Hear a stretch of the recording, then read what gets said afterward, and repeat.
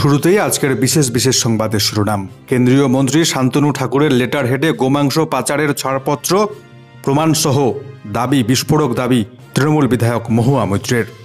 অপরদিকে জম্মুতে সেনা কনভয়ে ভয়াবহ জঙ্গি হামলা, শহীদ ৫ জওয়ান।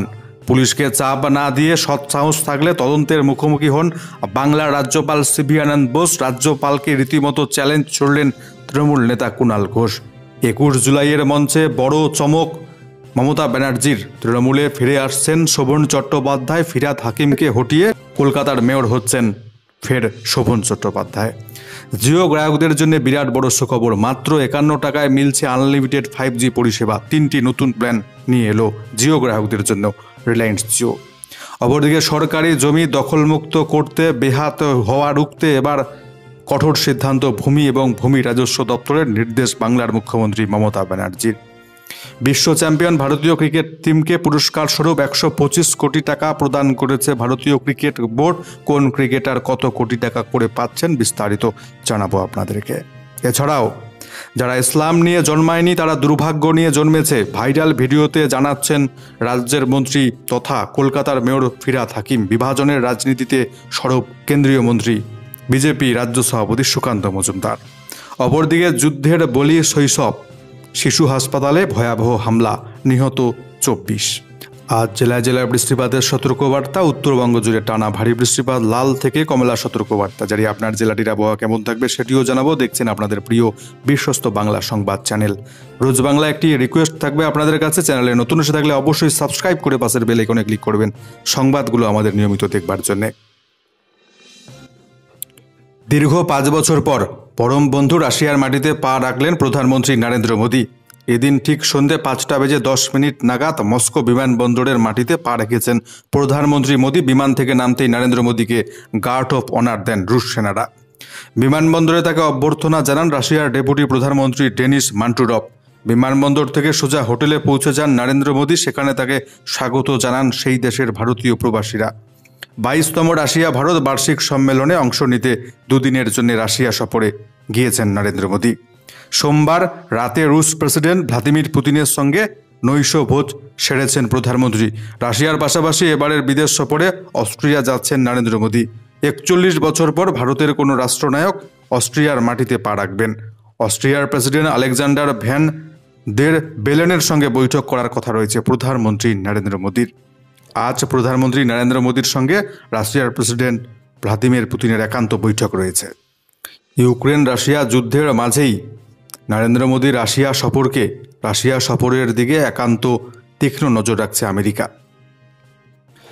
কেন্দ্রীয় মন্ত্রী শান্তনু ঠাকুরের লেটার হেডে গোমাংস পাচারের ছাড়পত্র প্রমাণসহ বিস্ফোরক দাবি তৃণমূল বিধায়ক মহুয়া মৈত্রের।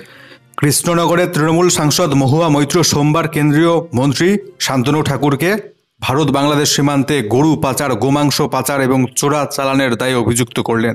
তৃণমূল সাংসদের অভিযোগ, পাচারকারীদের সরকারি পাস দিয়ে গোমাংস পাচারে সহায়তা করছেন কেন্দ্রীয় মন্ত্রী শান্তনু ঠাকুর। পাচারকারীরা যাতে পশ্চিমবঙ্গে জলপথে সমস্যায় নাও পড়ে সেটাও দেখভাল করেন কেন্দ্রীয় মন্ত্রী। মহুয়া মৈত্র এদিন তার সোশ্যাল মিডিয়া এক্স হ্যান্ডেলে একটি পাস এর ছবি শেয়ার করেছেন।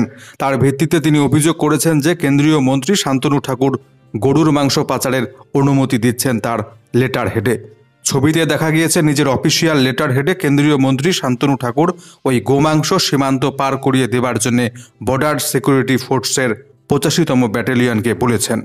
পাল্টা এদিন কেন্দ্রীয় মন্ত্রী শান্তনু ঠাকুর জানিয়েছেন যে তিনি ভারত বাংলাদেশ সীমান্ত এলাকায় সাধারণ নাগরিকদের বিভিন্ন পণ্য পরিবহনে সহায়তা করার জন্য লেটার হেডে চিঠি লিখে দেন।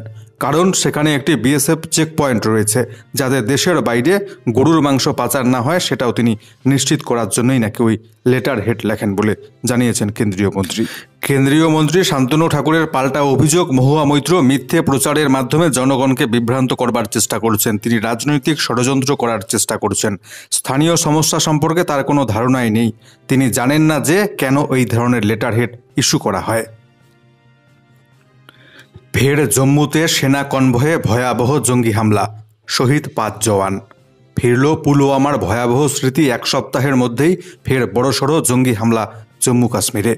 এবার জম্মুর কাঠুয়া জেলার বিল্লাওয়ার এলাকায় ৫২টা গ্রামে সোমবার বিকেলে সেনার কনভয় লক্ষ্য করে ভয়াবহ হামলা চালায় জঙ্গিরা।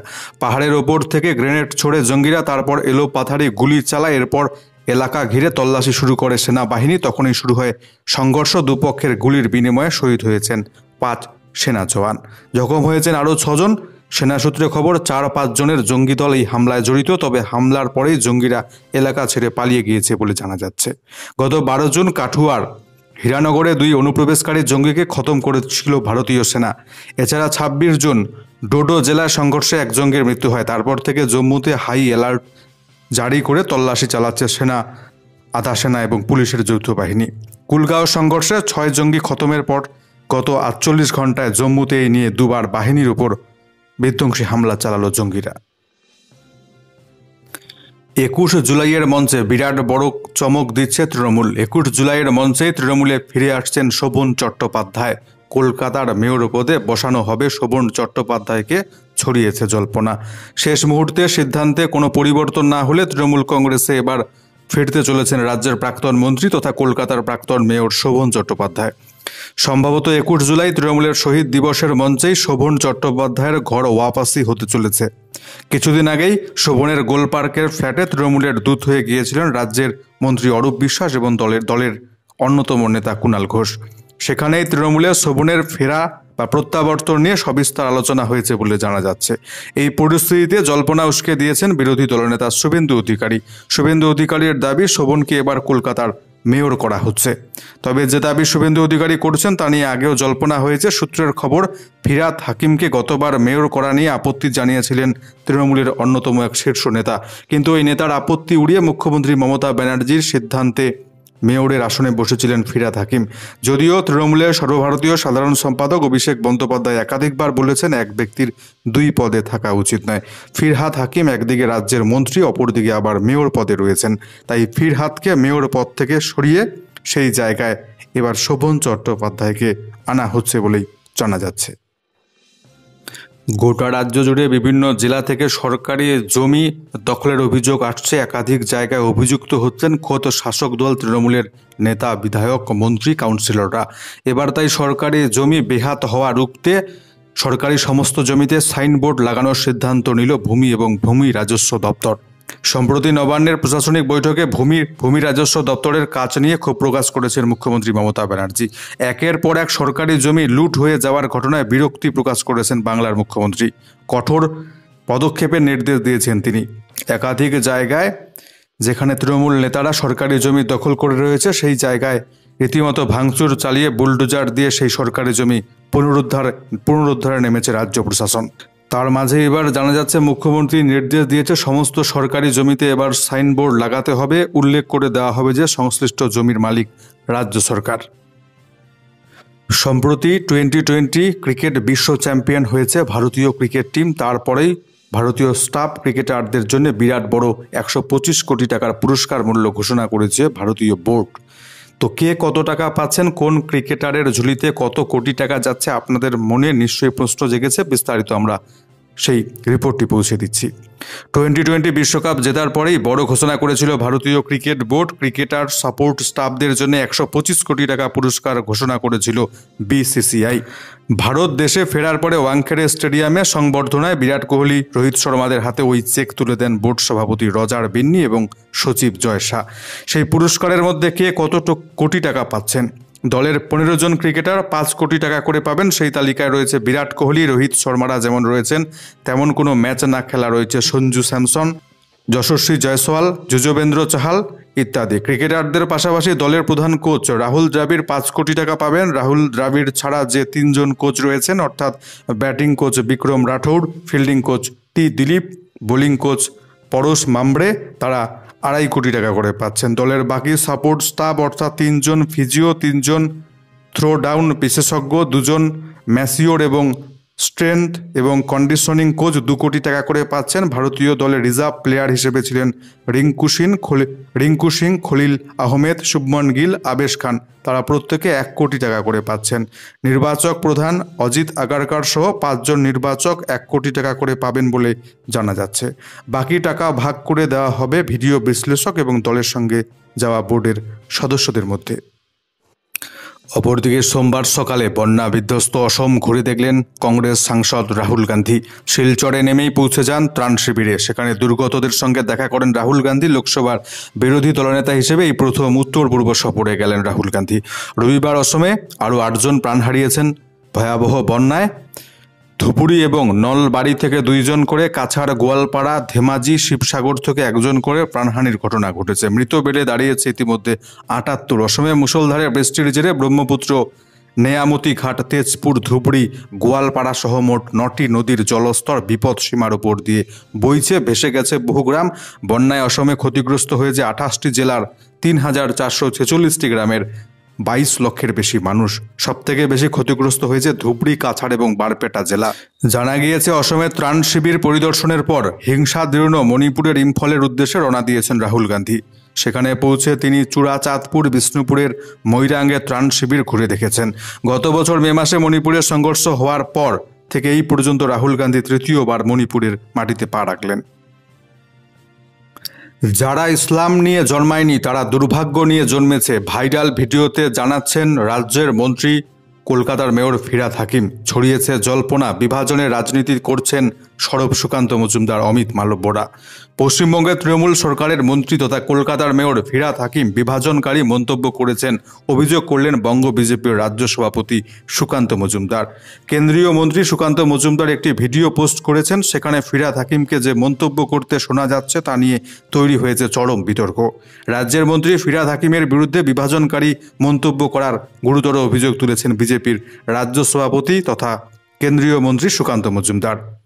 এক্স হ্যান্ডেলে তিনি একটি ভিডিও পোস্ট করেছেন। সেখানে বঙ্গ বিজেপির সভাপতি লিখেছেন, ফিরহাদ হাকিম যে মন্তব্য করেছেন সেটি অত্যন্ত নিন্দনীয়। সেখানে তিনি ইঙ্গিত দিয়েছেন, যারা মুসলিম হয়ে জন্মগ্রহণ করেননি তারা দুর্ভাগ্য নিয়ে জন্মগ্রহণ করেছেন। আল্লাহকে খুশি করার উপায় হলো ইসলামে ধর্মান্তরিত হওয়া। মন্ত্রীর মন্তব্য অত্যন্ত আপত্তিকর, বিভাজনকারী বলে জানিয়েছেন সুকান্ত মজুমদার। এই ধরনের মন্তব্যে ধর্মীয় স্বাধীনতা, সাম্যের নীতি ক্ষুণ্ণ হয় বলে তিনি জানিয়েছেন। সুকান্ত মজুমদার যে ভিডিও পোস্ট করেছেন তাতে দেখা যাচ্ছে ফেজ টুপি পরে কোনো ধর্মীয় সমাবেশের মঞ্চে ফিরহাদ হাকিম মাইকের সামনে দাঁড়িয়ে রয়েছেন। তার পেছনে বেশ কয়েকজন মুসলিম ব্যক্তি রয়েছেন দাঁড়িয়ে। সেখানে ফিরহাদ হাকিম বলছেন, যারা ইসলাম নিয়ে জন্মায়নি তারা দুর্ভাগ্য নিয়ে জন্মেছে। তাদের দাওয়াতে অর্থাৎ ইসলামের দাওয়াত দিয়ে ইমান নিয়ে এলে আল্লাহ তাআলাকে খুশি করা হবে। যারা ইসলাম ধর্মাবলম্বী নয় তাদের মধ্যে ছাড়াতে হবে ইসলামকে। 42 সেকেন্ডের ভিডিওতে তিনি আরও বলছেন, নিজেদের শক্তিশালী মনে হয় যখন সবাই টুপি পরে এখানে বসে আছে, হাজার হাজার মানুষ একসাথে বসে আছেন, তখন মনে হয় ইসলামের ঐক্য এক জায়গায় আছে। যারা দুর্ভাগ্য নিয়ে জন্মেছে, যারা ইসলাম নিয়ে জন্মায়নি, তাদের দাওয়াতে ইসলাম অর্থাৎ ইসলামের দাওয়াত দিয়ে তাদের মধ্যে ইমান নিয়ে আসলে এটা আল্লাহ তাআলাকে খুশি করা হবে। জিও গ্রাহকদের জন্য স্বস্তির খবর। মাত্র 51 টাকায় মিলবে আনলিমিটেড 5G পরিষেবা। প্রায় সমস্ত রিচার্জ প্ল্যানের দাম ইতিমধ্যে বাড়িয়েছে রিলায়েন্স জিও। স্বভাবতই অনেকের প্রতি মাসে রিচার্জ প্ল্যানের খরচ এক ধাক্কায় বেড়ে গেছে অনেকটা, কিন্তু দাম বাড়ানোর পরেও জিওর তরফ থেকে এলো 3টি সস্তার নতুন প্ল্যান। যে প্ল্যানগুলি রিচার্জ করলে আপনারা পাবেন আনলিমিটেড জিও 5G পরিষেবা। এমনিতে নয়া নিয়ম অনুসারে জিওর দৈনিক যে 2 GB বা তার বেশির প্ল্যান রয়েছে সেই প্ল্যানগুলি আপনি রিচার্জ করলেই তার সাথে আনলিমিটেড 5G পরিষেবা পেয়ে যাবেন। অর্থাৎ আগে আপনারা 1.5 GB পার ডের যে রিচার্জ প্ল্যান, সেই রিচার্জ প্ল্যান বা তার উপরের রিচার্জ প্ল্যান রিচার্জ করলেই আনলিমিটেড 5G পেতেন। নতুন নিয়ম অনুসারে 3রা জুলাই থেকে কিন্তু সেটা কার্যকর নেই। 2 GBর পার ডে যে প্ল্যান রয়েছে বা তার উপরের যে প্ল্যান রয়েছে সেগুলো রিচার্জ করলে আপনারা 5G আনলিমিটেড পরিষেবা পাচ্ছেন। তবে যারা 1.5 GB বা 1 GBর প্ল্যান রিচার্জ করে রেখেছেন তাদের জন্য স্বস্তির খবর। 51 টাকা রিচার্জ করলে পাবেন আপনারা আনলিমিটেড 5G পরিষেবা। যে প্যাকটি রিচার্জ রয়েছে তার সঙ্গে আপনারা এটাকে অ্যাড অন হিসেবে রিচার্জ করলেই আনলিমিটেড ট্রু 5G পরিষেবা পেয়ে যাবেন। নতুন যে 3টি প্ল্যান জিও এনেছে সেগুলো হলো 51 টাকা, 101 টাকা এবং 151 টাকার প্ল্যান। তো 51 টাকার যে নতুন অ্যাড অন প্ল্যান রয়েছে সেটা আপনি রিচার্জ করলে 3 GB 4G ডেটা পেয়ে যাবেন, তার সাথে আনলিমিটেড 5G পরিষেবা পেয়ে যাবেন। যদি আপনি 1.5 GBর কোনো প্ল্যান ইতিমধ্যে রিচার্জ করে থাকেন তার সাথে আপনি 51 টাকা অ্যাড অন হিসেবে রিচার্জ করতে পারবেন। মনে রাখবেন 28 দিন পর্যন্ত এই আনলিমিটেড পরিষেবা আপনারা পেয়ে যাবেন। অর্থাৎ 1.5 GB পার ডে হিসেবে যারা 28 দিনের প্ল্যান রিচার্জ করেছেন তার সাথে 51 টাকা রিচার্জ করলেই আপনারা আনলিমিটেড 5G ট্রু 5G পরিষেবা পেয়ে যাবেন। এছাড়া 151 টাকা এটা যদি রিচার্জ করেন তাহলে আপনারা 9 GB 4G ডেটা পেয়ে যাবেন, তার সাথে আনলিমিটেড 5G পেয়ে যাবেন যারা রিচার্জ করেছেন 1.5 GB কোনো প্ল্যান 56 দিন থেকে 90 দিনের ভ্যালিডিটি যুক্ত। এবং 101 টাকার যে প্ল্যান রয়েছে সেটা অ্যাড অন হিসেবে রিচার্জ করলে 6 GB 4G ডেটা পেয়ে যাবেন, এবং যারা পার ডে 1 GBর কোনো প্ল্যান রিচার্জ করেছেন 28 দিনের ভ্যালিডিটি যুক্ত তারা কিন্তু এখানে 28 দিনের জন্যই আনলিমিটেড 5G পরিষেবা পেয়ে যাবেন। এবং যারা 1.5 GBর পার ডের প্যাক রিচার্জ করেছেন তারা 28 থেকে 56 দিনের জন্য ভ্যালিডিটি যুক্ত প্ল্যানেও আনলিমিটেড 5G পরিষেবা পেয়ে যাবেন। যুদ্ধের বলি শৈশব, ইউক্রেনের শিশু হাসপাতালে ভয়াবহ হামলা, রাশিয়ার নিহত 24। যুদ্ধ মানেই নিমেষে বদলে যাওয়া জীবন, যুদ্ধ মানেই মুহূর্তে মুছে যাওয়া শৈশবকাল। রাশিয়া ইউক্রেন যুদ্ধেও তার ব্যতিক্রম নয়। সোমবার ইউক্রেনের রাজধানী কিয়েভ সহ ইউক্রেনের একাধিক জায়গায় রাশিয়ার মিসাইল হামলায় নিহত অন্তত 24। হামলার নিশানায় রয়েছে একটি শিশু হাসপাতালও। কিয়েভের ইউক্রেনের অভিযোগ, শিশু হাসপাতাল লক্ষ্য করেই ভয়াবহ হামলা চালিয়েছে রাশিয়া। আশেপাশের বহু বাড়ি ক্ষতিগ্রস্ত হয়েছে। এই মুহূর্তে নিরাপত্তা সংক্রান্ত চুক্তির কারণে পোল্যান্ডে রয়েছেন ইউক্রেনের প্রেসিডেন্ট জেলেনস্কি। সেখান থেকে তার হুঁশিয়ারি, এই ধরনের হামলার ফল ভুগতে হবে রাশিয়াকে। প্রসঙ্গত 2 বছরের বেশি সময় ধরে লাগাতার চলছে রাশিয়ার সঙ্গে পাশের দেশ ইউক্রেনের যুদ্ধ। দুই দেশের টানাপোড়েনের খানিকটা নিরপেক্ষ অবস্থান নিয়েছে ভারত। আলোচনা সমঝোতার মাধ্যমে যুদ্ধ থামুক সেটাই চায় ভারত। আর এই অশান্ত পরিস্থিতির মাঝে সোমবার রাশিয়া সফরে গিয়েছেন প্রধানমন্ত্রী নরেন্দ্র মোদী। আর একই দিনে ইউক্রেনের ওপর ধারাবাহিক ক্ষেপণাস্ত্র হামলা চালাচ্ছে রাশিয়া, এমনটাই অভিযোগ। এবার কঠোর নির্দেশ সুপ্রিম কোর্টের। আগামী 90 দিনের মধ্যে রাজ্যের সমস্ত বিশ্ববিদ্যালয়ে নিয়োগ করতে হবে উপাচার্য। রাজ্যের বিশ্ববিদ্যালয়গুলিতে উপাচার্য নিয়োগ নিয়ে জল গড়িয়েছে দেশের শীর্ষ আদালত পর্যন্ত। মামলায় এবার কড়া নির্দেশ দিল সুপ্রিম কোর্ট। দেশের শীর্ষ আদালতের তরফে জানানো হয়েছে 3 মাসের মধ্যে রাজ্যের বিশ্ববিদ্যালয়গুলিতে উপাচার্য নিয়োগ করতেই হবে। এর জন্য 3 সদস্যের সার্চ কমিটি গঠন করার নির্দেশ দিল এদিন সুপ্রিম কোর্ট। এর আগে উপাচার্য নিয়োগে কমিটি গঠন নিয়ে বিতর্ক তৈরি হয়েছিল রাজ্য সরকার রাজভবনের মধ্যে। এবার সুপ্রিম কোর্টের নির্দেশে কার্যত রাজ্য সরকারের জয় হলো বলে মনে করছে রাজনৈতিক মহল। জানানো হয়েছে 3 সদস্যের কমিটির নেতৃত্বে থাকবেন সুপ্রিম কোর্টের প্রাক্তন বিচারপতি ইউ ললিত। জানা গিয়েছে নতুন করে এই সার্চ কমিটি প্রত্যেক বিশ্ববিদ্যালয়ের জন্য 3 জন করে উপাচার্যের নাম পাঠাবে মুখ্যমন্ত্রীর কাছে। সেখান থেকে একটি নাম মুখ্যমন্ত্রী পাঠাবেন রাজ্যপালের কাছে। রাজ্যপাল তাকে উপাচার্য হিসেবে নিয়োগ করবেন। তবে মুখ্যমন্ত্রী রাজ্যপালের উপাচার্যের নাম পছন্দ না হলে তারা সুপ্রিম কোর্টের দ্বারস্থ হতে পারে বলে জানা যাচ্ছে। প্রসঙ্গত, রাজ্য সরকার এবং রাজভবনের মধ্যে টানাপোড়েনের কারণে দীর্ঘদিন ধরে রাজ্যের বিশ্ববিদ্যালয়গুলি উপাচার্য শূন্য। ব্যাহত হচ্ছে পঠন পাঠন, লেখাপড়া, সমস্যায় পড়ছেন হাজার হাজার পরীক্ষার্থী, হাজার হাজার শিক্ষার্থী। সেই কারণে এবার কঠোর নির্দেশ সুপ্রিম কোর্টের। এক নজরে দেখে নেব ওয়েদার রিপোর্টটি। আজকে দক্ষিণবঙ্গের প্রত্যেকটি জেলাতেই চলবে হালকা থেকে মাঝারি পরিমাণ বৃষ্টিপাত। জেলাগুলির 2-1টি জায়গায় বজ্রপাতের সম্ভাবনা রয়েছে। এই মুহূর্তে কোনো সতর্কবার্তা, ভারী কিংবা অতি ভারী বৃষ্টির কোনো সতর্কবার্তা দক্ষিণবঙ্গের কোনো জেলার জন্য দেয়নি আবহাওয়া দপ্তর। এই মুহূর্তে আগামী 3 থেকে 4 দিন একই রকম আবহাওয়া বিরাজ করবে দক্ষিণবঙ্গের জেলাগুলিতে, অর্থাৎ বিক্ষিপ্ত হবে সামান্য হালকা মাঝারি বৃষ্টিপাত। এভাবেই চলবে জেলাগুলি জুড়ে। আজ উত্তরবঙ্গের জলপাইগুড়ি জেলায় ভারী বৃষ্টিপাতের সতর্কবার্তা। এছাড়াও আলিপুরদুয়ার, কোচবিহার জেলাতেও আজকে ভারী বৃষ্টিপাতের সতর্কবার্তা রয়েছে।